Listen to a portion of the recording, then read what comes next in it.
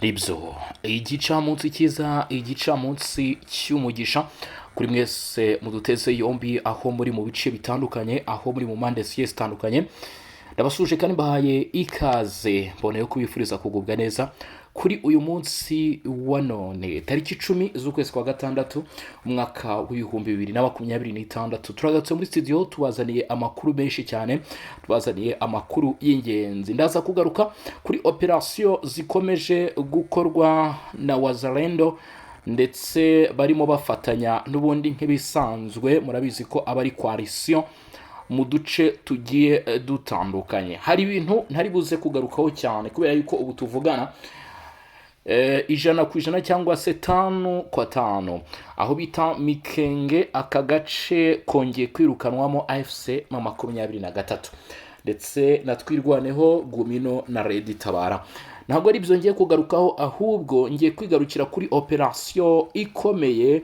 operation idasanzwe yongeye gukorwa aho bita Ikatogota dusatira Kamanyora ubwo urumva ko ni mu rugendo cyangwa se ni muri ya nzira yo kwerekeza Bukavu ku muhanda Rutu Nationali 5 rero aha muri kano gace harimo haturuka amakuru mw'abantu mwe amakuru y'ibijyanye n'imirwano ni menshi mu duce tugiye dutandukanye teritwari ya Kabare Mwenga Warungu Fizi Uvira ibyo bice byose bikomeje kumvikanamo imirwano ibyo bice byose bikomeje guturikamo amasasu nanjye rero nkaba ngiye kwicara hano cyangwa se ngiye kwitereka kuri zino mikoro ubundi nkuhe amakuru yose ajyanye na bino bikorwa na zino operation zirimo zikorwa muri Kivu y'Amajyepfo naho kandi Human Rights Watch ubu ntirimo icana waka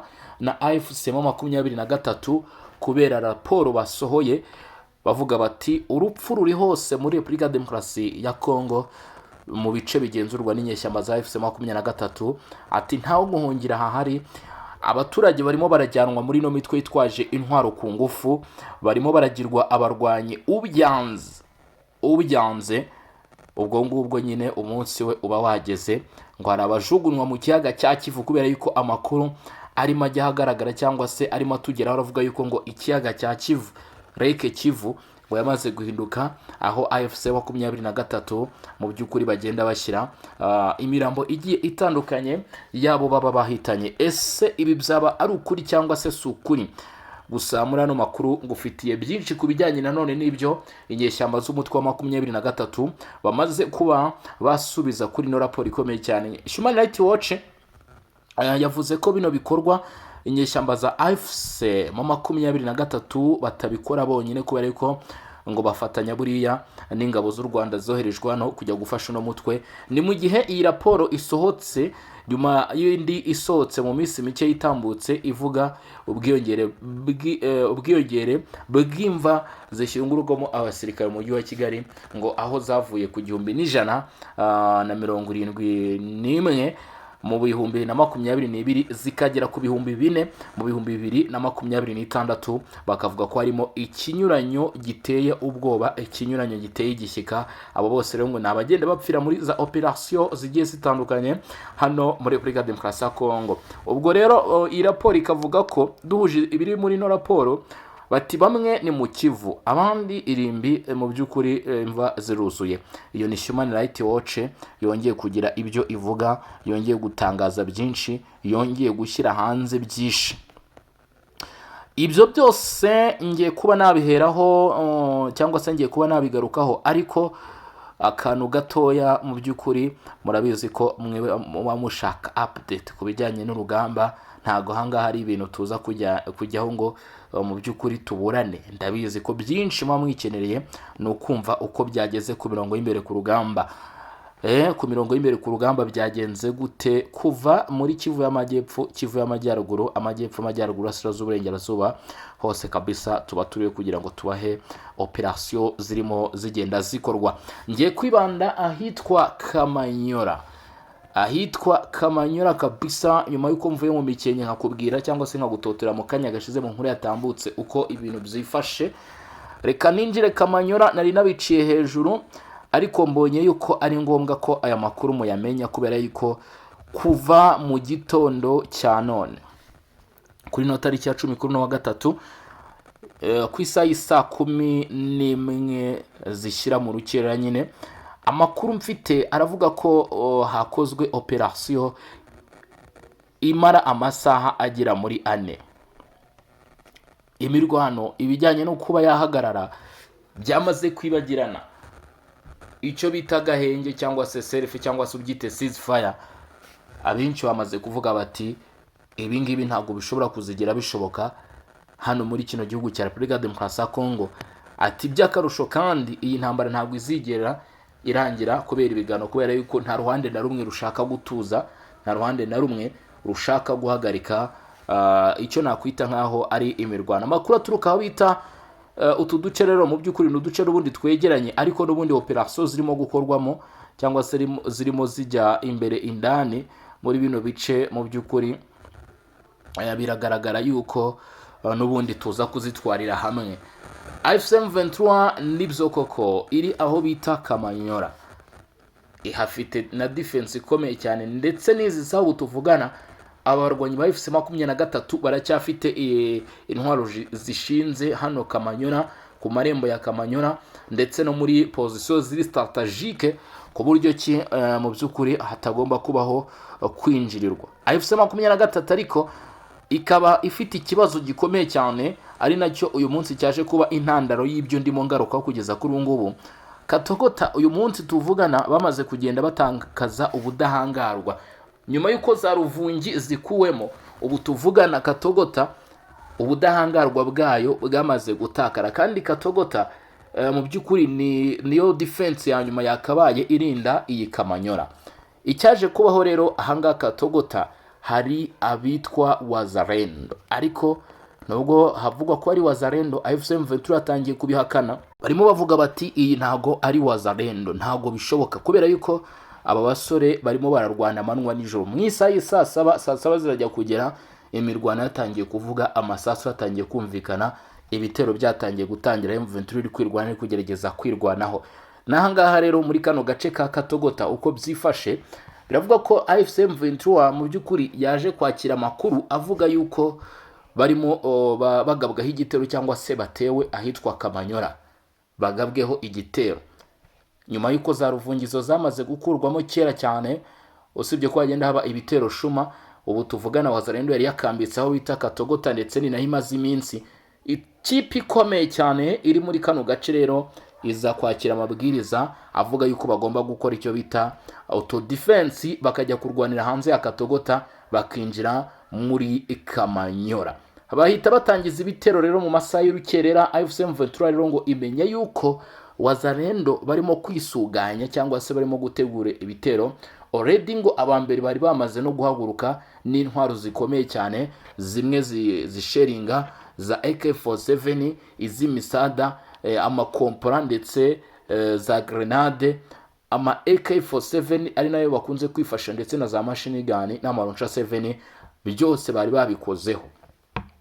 Abafite udushoka ndetse n'intwaro gakondo nabo ntago bigeze bazisiga inyuma nk'uko amakuru arimo abivuga, ndetse n'izitwa za mortier cyangwa se mota nazo zari zamaze kuzamurwa hano rwose muri bino bice. AFC/M23 rero ikimara kumenya ibyo, ngo yabonye ko niza koherezayo itsinda rikomeye cyane ryo kujya guhangana nabo barwanyi. Mu by'ukuri bose baza kwashira kubera yuko ibice biri strategique cyangwa se position nziza zo kurwanirwamo bakebutse Wazalendo yamaze kuba yageramo. Ikintu AFC/M23 yakoze, yahise yubaka icyo bita defense cyangwa se urukuta rukomeye cyane rwo guhagarika icyo gitero, kugira ngo bataza kugira Kamanyora, ubundi induru zikavuga ko bari babizi ko nibaramuka babagiranye Kamanyora biza kubabera ingorabahizi cyangwa se biza kubabera ingume.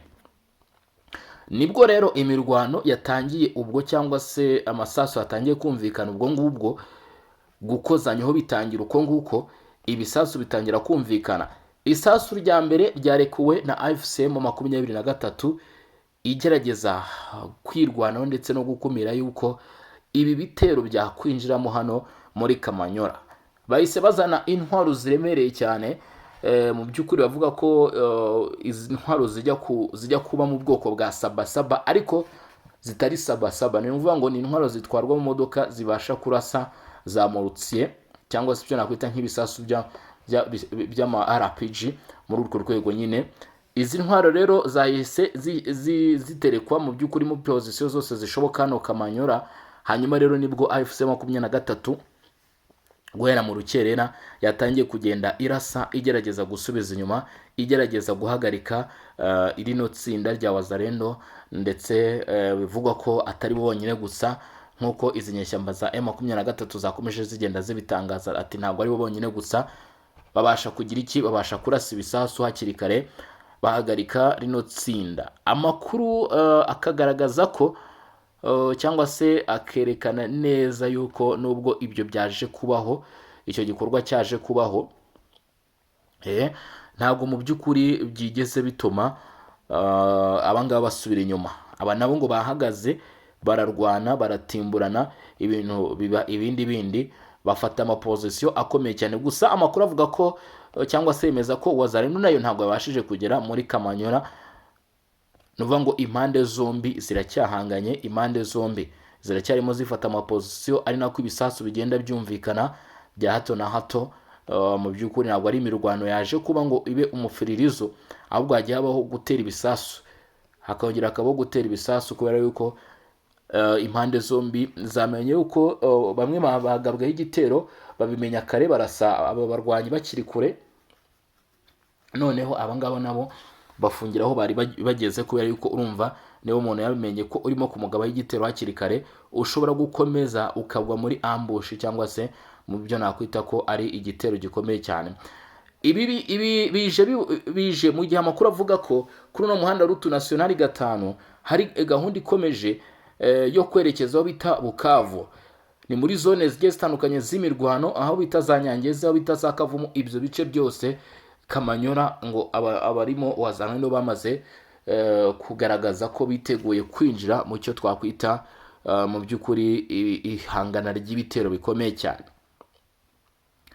Ibyo bimaze kuba rero, ibyo bimaze kuba byabaho, abaturage bagize ubwoba, abari hafi y'ahabereye iyo mirwano bamwe ngo bihisha mu bihuru, abandi rwose ngo imirimo yabo yahungabanyijwe n'ibi bitero, mu gukeka ko isayare yose bashaka kuba bagabwaho mu cyangwa se bagirwaho ingaruka n'ibyo bitero. Ariko ubwo aya makuru twayakiraga nta musivile n'umwe ibi bitero byari byagatangajwe ko yahitanywe nabyo.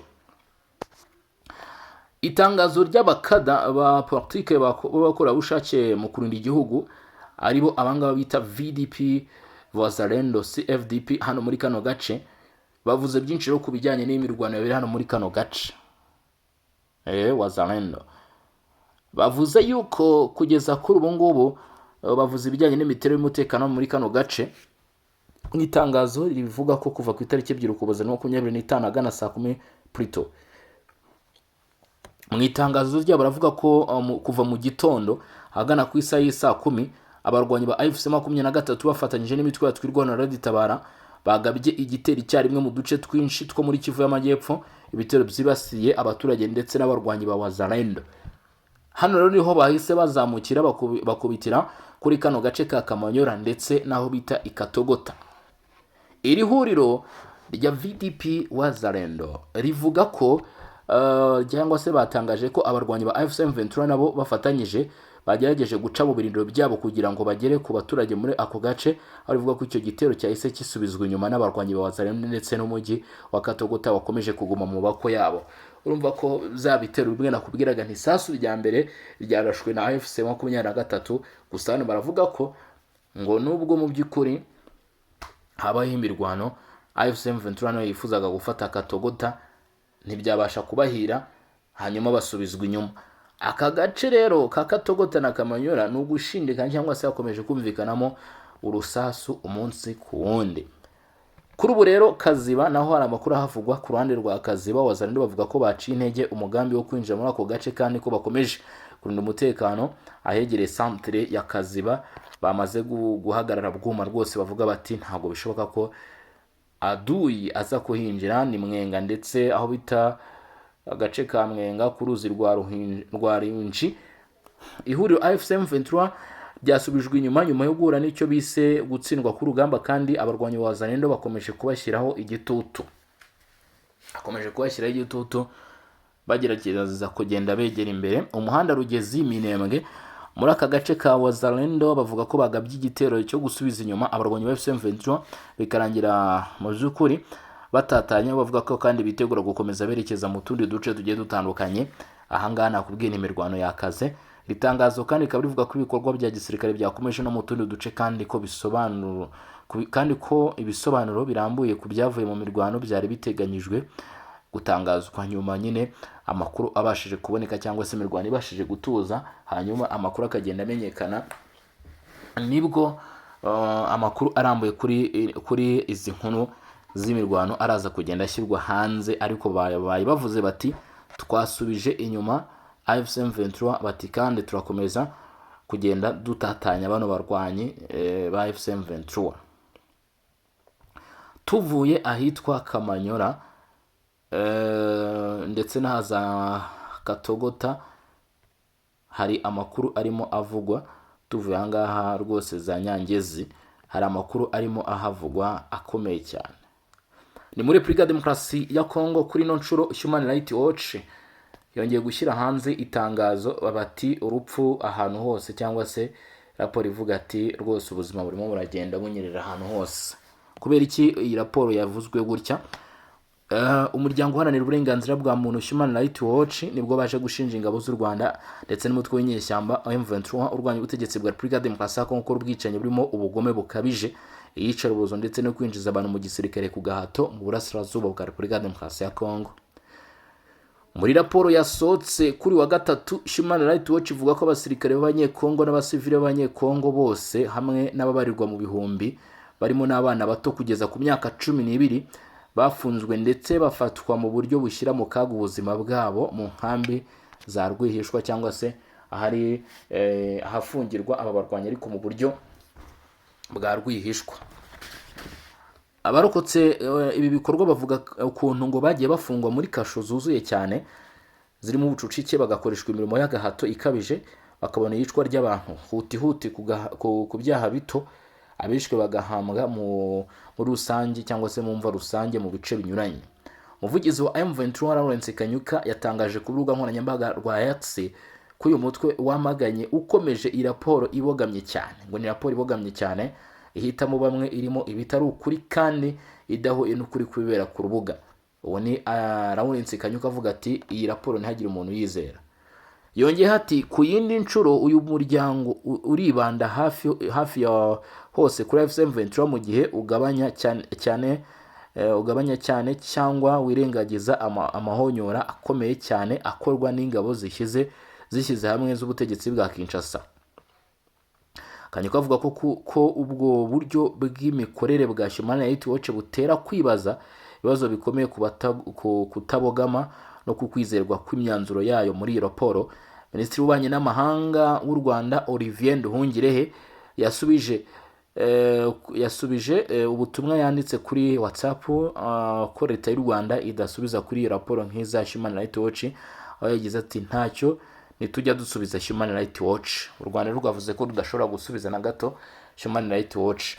DRC, Amerika n'inzobere za Loni bashinja u Rwanda gufasha umutwe wa M23 mu kuha imyitozo abasirikare, amategeko ndetse no kugenzura imikorere yawo mu ntambara yongeye kubura mu mpera y'umwaka wa 2021 nubwo imaze imyaka hafi 30 ihagarara ikongera ikubura. U Rwanda ruhakana ibyo birego rukavuga ko rwashyizeho ingamba z'ubwirinzi kubera inkeke ku mutekano warwo, aho ruvuga ko ziterwa n'umutwe w'inyeshyamba wa FDLR urwanya ubutegetsi bw'u Rwanda ukorera mu mashyamba yo mu burasirazuba bwa Repubulika Demokarasi ya Kongo.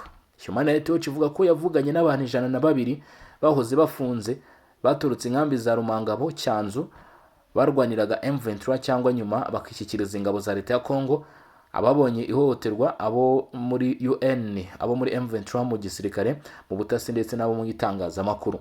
Uyu muryango uvuga ko wavuganye mbona nkubone n'abahoze bafunze wasanze muri Uganda no mu mijyi myinshi yo muri Repubulika Demokarasi ya Kongo, ndetse n'abavuganye nawo kuri telefone bari mu turere tugenzurwa na M23, ndetse ugashingira no ku mafoto za video n'amashusho by'ibyogajuru byagiye bifatwa cyangwa se bigenzurwa.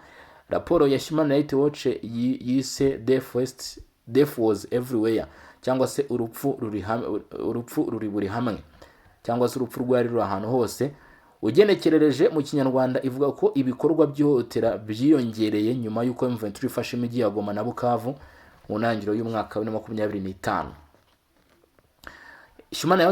Human Rights Watch ivuga ko nubwo ibikorwa bya gisirikare byo mu ntangiriro byabaga bigambiriye abasirikare n'abapolisi, umutwe wa M23 waguye ibikorwa ukajya ushimuta abasore n'abahungu ubakuye mu ngo, mu mashuri ndetse no mu nsengero, ukabakorera icengezamatwara ndetse ukabaha imyitozo ya gisirikare. M23 yakana ibi birego yivuye inyuma, ndetse Kanyuka yavuze ko ibikorwa by'ubukangurambaga byayo bikorera ku mugaragaro nta kubihisha, kandi ko ubwo bukangurambaga bukorwa ku bushake. Muri raporo yayo Human Rights Watch yanzura ko uruhare rutaziguye rw'u Rwanda ruhuye n'igisobanuro cyo kwigarurira ahantu mu ntambara, cyangwa se icyo bita ngo belligerent occupation kivugwa mu mategeko mpuzamahanga. Abarokotsi bavuga ko bamenye abasirikare b'u Rwanda bambaye imyenda y'akazi ibaranga bagenzura izo nkambi. Inzobere mu mategeko nka Daniel Leveni-Spond wigisha kuri kaminuza ya Harvard muri Amerika zibura ko abasirikare bakuru ba RDF bashobora kuburanishwa ku byaha byo mu ntambara n'ibyaha byibasira inyoko muntu bashinjwa, mu gihe inkiko mpuzamahanga zirimo kurushaho gukora iperereza cyangwa se amaperereza kuri bino bikorwa birimo kuvugwa.